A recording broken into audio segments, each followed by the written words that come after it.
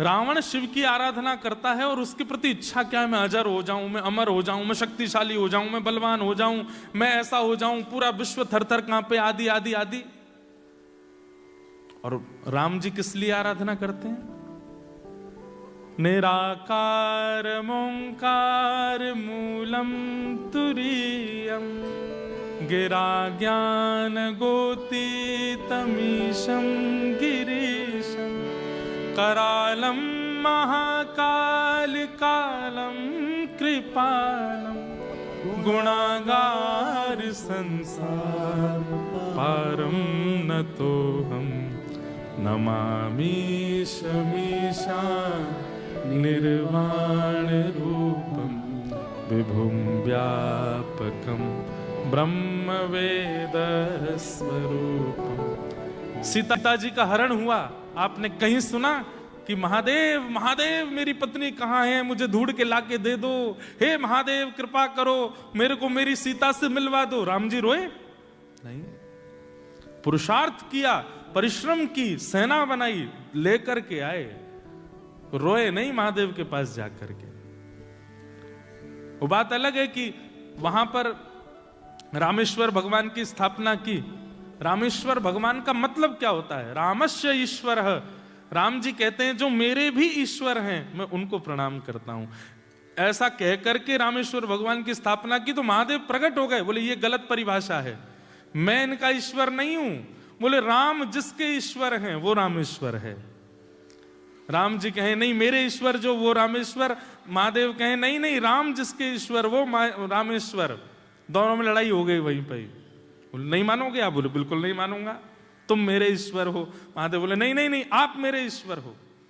ब्रह्मा जी प्रकट हो गए, बोले लड़ो नहीं, हम बताते हैं रामेश्वरम का मतलब क्या। बोले क्या? बोले जो राम है वही ईश्वर है और वही ईश्वर ही शिव है। हो गई परिभाषा, समझ में आई बात? महादेव ब्रह्मा जी क्या बोले? जो राम है वही ईश्वर है और वही ईश्वर ही शिव है। तो मतलब जो राम है वही शिव है और राम शिव ये दोनों ही ईश्वर हैं, वही रामेश्वर है। कोई बड़ा कोई छोटा नहीं है, एक ही है। वहां पर कोई याचना नहीं है महादेव से, इसलिए राम अलग हैं। और रावण तो बिना याचना के जल तक नहीं चढ़ाता। ऐसा कहते हैं कि रावण रोज कैलाश जाता था, एवरी डे फ्रॉम। तो कैलाश में लंबी लाइन लगी होती थी महादेव के दर्शन करने वालों की। रावण बोलता मैं लाइन में लगूंगा? मैं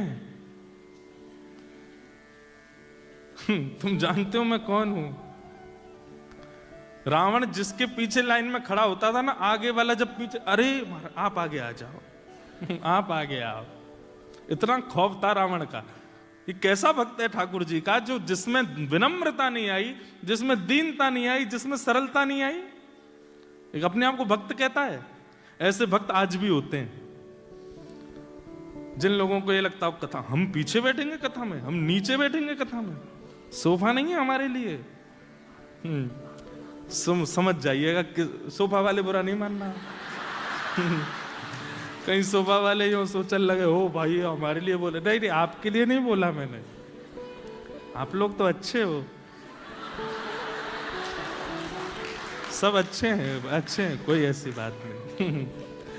पर कई लोग होते हैं ऐसे, हम यहां बैठेंगे, ये स्थान है हमारे लिए। ये रावण करता था। तो रावण एक दिन बड़ा परेशान हो गया। बोले मैं रोज आता हूं कैलाश और इतनी लंबी कतार लगी होती है और ये सब खड़े रहते हैं आगे, और फिर उसके बाद भी रावण को सबसे ज्यादा बुरा क्या लगता था? इतना लंबा लाइन में खड़े होके गया और फिर महादेव को जब प्रणाम कर, महादेव ऐसे ही बैठे रहते। तो रावण एक आध बार पैर छूता, ऐसे करता, तो थोड़ा नेक हिलाता, नेक तो खोल के देखो कौन आया है सामने। रावण आगे कभी स्वर्ण चढ़ा रहा है, कभी रत्न चढ़ा रहा है। महादेव तो वो तो चिदानंद रूप है शिवो, हम उनको स्वर्ण से प्रसन्न करोगे, उनको रत्न से प्रसन्न करोगे तो अपने अपने में स्थित रहते हैं। महादेव अपनी स्थिति में बैठे रहते। रावण को लगता है ये देख क्यों नहीं रहे मैंने क्या चढ़ाया। तो रावण ब्रह्मा जी से पूछता कि इनको प्रिय क्या है। बोले शंकर जी को स्तुतियां बहुत प्रिय लगती हैं, कोई संस्कृत में स्तुति गावे, कोई अच्छे अच्छे भाव, तो फिर रावण ने शिव तांडव स्तोत्र लिखा।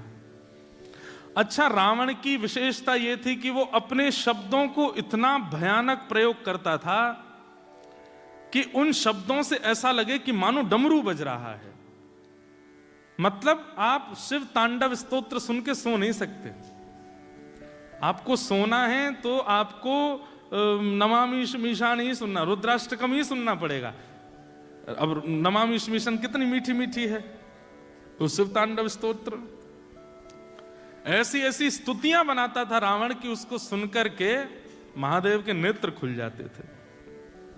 यस्यास्ते ड्राट ड्राट डुट डुट मम लम टम टम टम टम टम डम शम डुडम शम डुहि डुहि चकितम भूपके भूपनालम तैलम तैलम तो तैलम कुकु कुकु कुकु ख्वांग कुखांग ख्वांग कुख्वांग ख्वांग ध्यायन्ते यस्य गान्ते वसति च सकलम पातुनो चंदचूड़।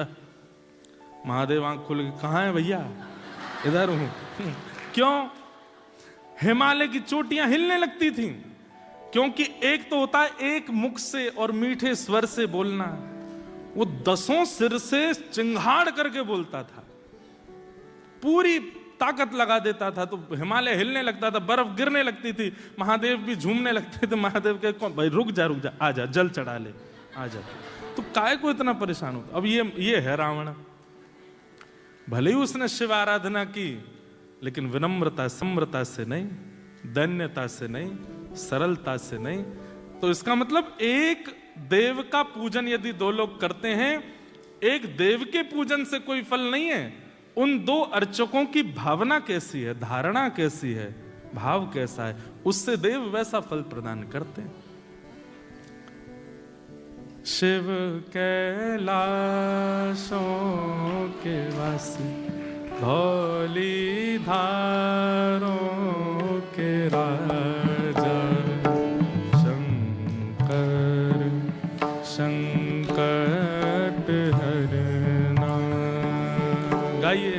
शिव के लाशों के वासी,